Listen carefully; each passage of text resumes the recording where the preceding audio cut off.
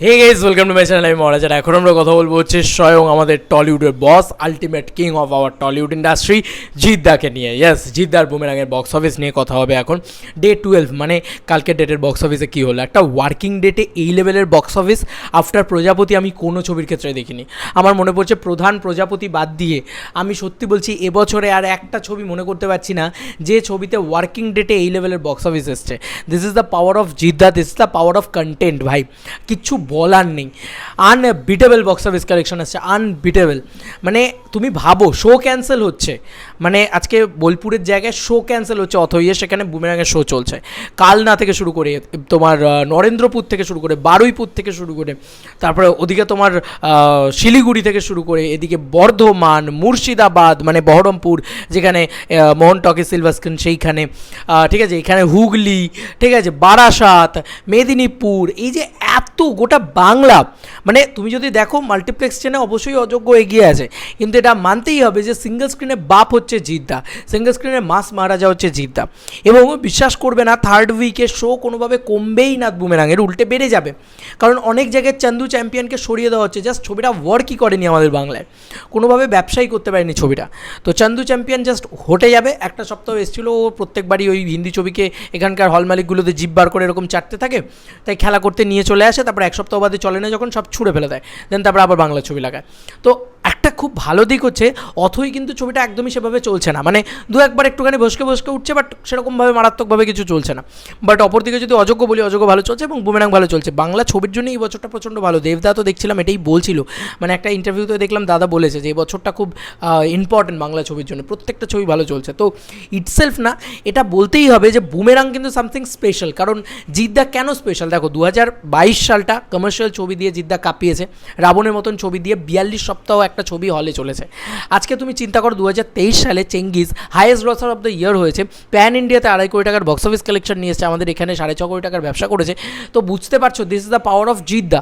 তো এটা করেছে জিদ্দা, এবং এখানে হাউসফুলের বন্যা লাগিয়েছে, তাও একটা কমার্শিয়াল ছবি দিয়ে। আবার তিনি নিয়ে এলেন বুমেরাঙের মতন ছবি 2024 সাল। দেখো 22-23 ছবি প্রত্যেক বছরে কিন্তু ওই ইন্ডাস্ট্রি মাসিয়া, ইন্ডাস্ট্রি পিলার যদি কেউ হয়, একদিকে দেবদা দাঁড়িয়ে থাকলে একদিকে জিদ্দা দাঁড়িয়েছে, আর কারুর কোনো ভূমিকাই নেই। মানে দেখতে গেলে সেরকম কোনো ভূমিকা নেই, ওই দু একটা মানে 2 টাকা সিরিয়াল বানিয়ে 20 টাকা সবাই কামাতে পারে। কিন্তু এই যে একটা বাঘা যতীন এসে যে ধাক্কাটা মারলো, এই যে একটা চেঙ্গিজ এসে যে ধাক্কাটা মারলো, এই যে একটা রাবণ এসে যে ধাক্কাটা মারলো, বা একটা কিশমিশ এসে যে ধাক্কাটা মারলো, বা আজকে বুমেরাং এসে, বুমেরাং বলো তো, তুমি বলো একটা সুপারহিরো ফিল্ম, একটা সুপারহিরো ফিল্ম, এবং বুমেরাঙের ভিতরে একটা সাইফাই, এই কমেডি, এই জনারগুলোই তো ওয়ার্ক করে না এখানে। তারপরেও জিদ্দা এসে লড়ে গেলেন, এবং সেই লড়ে যাওয়া এই মানুষটা, বললাম না, অনেস্টি যদি থাকে তোমার কাজের প্রতি, আর তোমার কাজটা যদি ভালো হয়, কে কারুর বাবার ক্ষমতা নিয়ে আটকাতে পারে। এবং সেইটা দেখো, আজকে কমার্শিয়াল ছবি চলে না, কমার্শিয়াল ছবি চলে না এই কথাটা বলা হয়। কমার্শিয়াল ছবি যেটা আমাদের এখানে সবথেকে এখন হ্যাটায় দেখা হয়, সেই হ্যাটা করা একটা জর্নারকে জিদ্দা বাঁচিয়ে তুলছেন, কন্টিনিউয়াসলি বাঁচিয়ে তুলছেন। মানে উইকডেজে জিদ্দা যে লেভেলে কালেকশন দিয়েছে, কালকে ব্যস্ততম দিনে একটা ওয়ার্কিং ডেতে জিদ্দা যে লেভেলে কালেকশন দিয়েছে, আচ্ছা সব মানে সিরিয়াল ধর্মী ছবিগুলোও দিতে পারে না, অথচ তা পুচকে বাজেটের ছবি। আর জিদ্দা সেখানে কী লেভেলের পরিশ্রম করে এটা ওরকম ছবি মাউন্ট করছে, যে ছবির ভিতরে 40 দিন ধরে শ্যুট রয়েছে, মানে একটা তামঝাম ব্যাপার আছে ছবিটার ভিতরে। মানে তুমি দেখেই বুঝতে পারবে যে এটা দায়সারা মার্কাভাবে বানিয়ে দেওয়া সিরিয়াল নয়, লাইক অযোগ্য। তো পরিষ্কার কথা হচ্ছে যে ওই ফ্লেভারটার জন্য জিদ্দাকে একটা রেসপেক্ট স্যালুট করতে ইচ্ছা করে। মানুষটা ছাড়েনি কোনো দিন কমার্শিয়াল ছবির হাত। তুমি যদি বুমেরাং দেখো, তুমি ইয়াং অডিয়েন্স দেখতে পছন্দ করছে কেন? কারণ ওই বাইকটা উড়ে যাচ্ছে, ওই যে ওই সমস্ত সব সিন আছে, এই যে অ্যাকশন রয়েছে ছবির ভিতরে, কমেডিগুলো খুব স্মার্ট, ঠিক আছে, ফ্যামিলি ওরিয়েন্টেড, ওই গদগদে সিরিয়াল বানিয়ে দেওয়া হয়নি।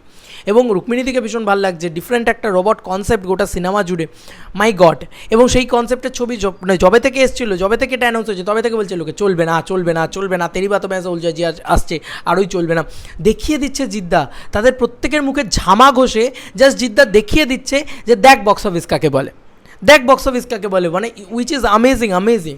এবং কালকে প্রায় মানে ওই যে বললাম সর্বত্র হাউসফুল দিয়েছে কালকে, এবং কালকে অপূর্ব ব্যাপার হচ্ছে অলমোস্ট ফুল জানা দিয়েছে, তার থেকে বেশি হাউসফুল দিয়েছে।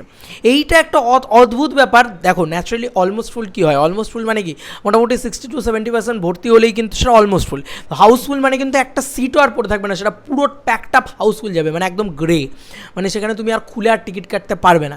সেই হাউসফুলের সংখ্যাটা কালকে বেশি ছিল অলমোস্ট ফুলের তুলনায়, যেটা কোনো দিন, আমি এত বছর ধরে বুক মাই শো ট্র্যাক করছি আমি কোনো দিন দেখিনি এই সিনারিও। বিশ্বাস করো আমি প্রজাপতির সময় এই সিনারিও দেখেছি, তারপরে আর প্রধানের সময় এইরকম সিনারিও দেখিনি, এরকম রেজাল্ট আসেনি যেখানে অলমোস্ট ফুলের থেকে হাউসফুলের সংখ্যাটা বেশি। টিভিও পোস্ট করেছে, দেখবে 3টে অলমোস্ট ফুল, কলকাতার ভিতরে বলছি 3টে অলমোস্ট ফুল এবং ম্যাক্সিমাম 4টে না হাউসফুল। মানে এটা দেখা যায় না, এটা কিন্তু জিদ্দা বলে সম্ভব হয়েছে, ঠিক আছে। এবং এটাই প্রমাণ করে যে উনি কত বড় সুপারস্টার এবং ওনার স্টারডামটা কোথায়, এবং উনি আজকে কমার্শিয়াল ছবি দিয়ে কী জোনটা দিয়ে করেছেন। এবং শিল্পেন্দুদা তো বারবারই বলে যাচ্ছে, স্বপ্না হোক, ওয়েলিংটন হোক, এরকম আরও কত সিঙ্গেল স্ক্রিন যে গোটা বাংলা জুড়ে আছে যেগুলো ট্র্যাক তুমি কোনো দিন করতে পারবে না। এরকম চন্দননগরেও আছে, এরকম প্রচুর জায়গা রয়েছে, বারাসাতে রয়েছে, ত্রিবেণীতে রয়েছে, যেগুলোতেও জিদ্দার ছবি মানে দাপিয়ে চলছে, হাউসফুল হয়ে চলছে, বাট তুমি ট্র্যাক করতে পারবে না, মানে এগুলো বুকমাইয়ের সাথে অ্যাভেলেবেল নেই। তো বন্ধুরা এখন sorry for the noise, but আমি একটাই কথা বলবো যে এখন কালকের ডেটে বক্স অফিস জানতে চাইছো তো কত কালেকশন কী করেছে, আমি কনফার্ম বলতে পারি আমার এটা কোথাও গিয়ে মানে আমার প্রেডিকশন কনফার্মটা আমি নিজের কাছে, এবার তোমার বিশ্বাস করতে হয়, করবে না করতে হয় না করবে।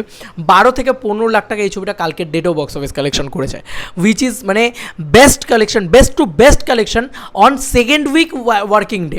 এটা কিন্তু কোনো জাতা ওয়ার্কিং ডে না, ফার্স্ট উইকের সোমবার নয়, এটা সেকেন্ড উইকের ওয়ার্কিং ডে, সেকেন্ড উইকের মোস্ট ওয়ার্কিং ডে। সেই ডেটের ছুটি, এতগুলো ছুটির পরে যখন একটা মানুষ কাজে যায় তাহলে সে কী করে একটা সিনেমা দেখতে যাবে, কিন্তু মানুষ যাচ্ছে।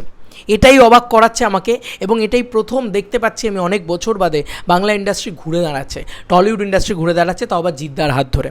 প্রথম 5 কোটির বক্স অফিসটা বোধহয় এই বছরে জিদ্দার হাত ধরেই আসবে, which is amazing box office collection. 12 থেকে 15 কোটি মানে 15 লাখ টাকার কালেকশন, মানে মারাত্মক।